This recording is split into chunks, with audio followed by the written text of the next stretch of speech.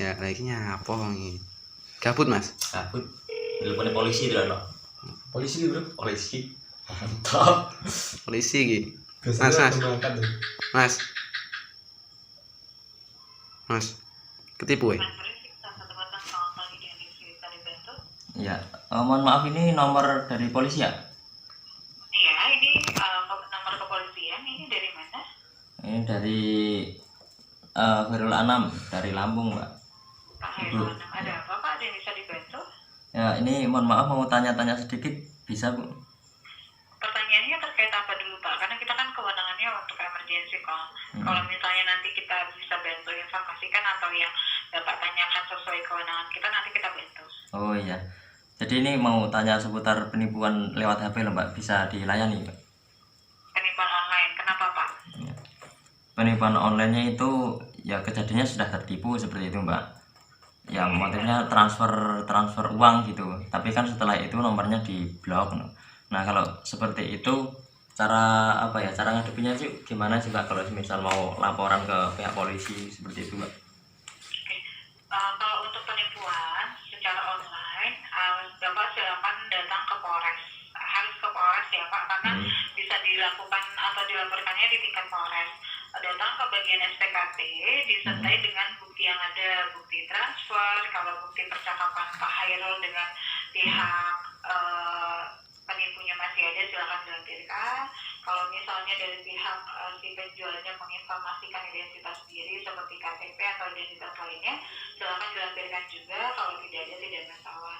Kalau ada bukti yang memperkuat terkait adanya tindakan penipuan tersebut, bukti apapun silakan dilampirkan juga. Bapak mengetahui informasi awalnya ini dari mana? Misalnya melihat iklan di Instagram atau di Facebook, silakan akun Facebook atau akun Instagramnya silakan dilampirkan juga. Oh iya, Mbak, terima kasih. Ini kalau misal bikin laporan seperti itu biasanya kena biaya nggak sih, Mbak? Kalau untuk yang kita ketahui pembuatan laporan tidak dikenakan biaya Pak. Tidak dikenakan Nanti biaya. silakan konfirmasikan di sana, tapi memang yang kita ketahui tidak dikenakan biaya. Kalau misalnya mohon maaf pada saat Bapak datang ke sana, kemudian ada oknum anggota yang menyampaikan nanti akan dibantu asal Bapak harus membayar misalnya ya Pak ya. Terus silakan ada ranahnya sendiri dilaporkan di tingkat propam yang ada di Polres ataupun di Polda. Iya. Ini misalnya Mbak ya, ini kan kalau penipuan itu kan yang sudah terjadi sih di saya ini. Ada nomor HP, ada nomor rekening juga.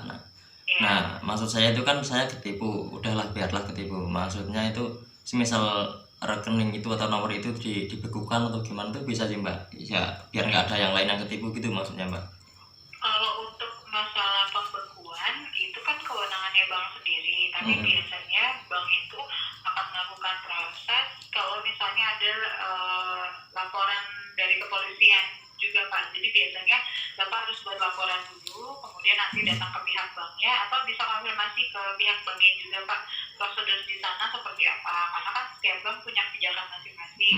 Apakah bisa Bapak langsung datang terlebih dahulu tanpa buat laporan ke kepolisian, nanti mungkin bisa diproses atau lain halnya, atau misalnya harus buat surat keterangan kepolisian bahwa menyatakan bahwa Pak adalah korban penipuan, ke rekening apa, kemudian nama rekeningnya berapa, tergantung dari kebijakan pihak bank yang bagaimana. Tapi mungkin saran kami silakan buat laporan terlebih dahulu. Jadi kalau khawatir kalau misalnya nanti terjadi hal yang tidak diinginkan, Bapak sudah ada bukti laporan untuk penipuan yang Bapak alami begitu. Oh iya Pak, terima kasih. Itu kalau misal apa ya ditindaklanjuti kan laporan seperti ini, itu kalau dari pihak polisian itu bisa berkolaborasi sama Telkomsel nggak sih Mbak? Itu kan soalnya kan kalau data itu kan kartu SIM itu kan pasti kan ada daftar pakai apa? Pakai NIK Mbak ya. Nah seperti itu bisa saja nggak sih Pak? Misal dari kepolisian kok minta data Telkomsel terkait nomor itu biasanya terjadi nggak Mbak? Kalau untuk data pribadi itu kan balik lagi Pak, tergantung kebijakan si pihak Telkomselnya. Tapi kalau untuk data pun tidak bisa menjamin bisa dikeluarkan atau tidak, tergantung mungkin karena kasusnya penipuan atau lain halnya. Tapi kan kalau data pribadi khawatirnya nanti disalahgunakan. Jadi kita juga tidak bisa memberikan informasi bisa tidaknya, karena itu balik lagi ke kebijakan di Telkomselnya seperti apa. Jadi belum pernah ada yang lapor kayak gini apa gimana Bu ya? Apa sudah? Kalau melaporkan penipuan tapi kalau untuk masalah yang Bapak tanyakan itu kan memang bukan kewenangan kita. Oh iya Pak. Data itu kan datanya Telkomsel. Jadi itu alurnya semua ini harus ke Polres dulu Mbak ya, ke Polres nanti. Ke Polres di bagian SPKT, pelayanannya 24 jam. Kalau untuk pemiklan harus membuat laporan secara tertulis dengan disertai bukti yang ada. Nanti biasanya setelah membuat laporan, ada bukti laporannya dan nomor pengaduan laporan. Dan biasanya juga diberikan nomor penyidik. Gunanya untuk nanti Bapak bisa berkomunikasi dengan pihak penyidiknya untuk mengetahui sejauh mana perkembangan kasus yang Bapak laporkan. Biasanya seperti itu. Oh iya, terima kasih.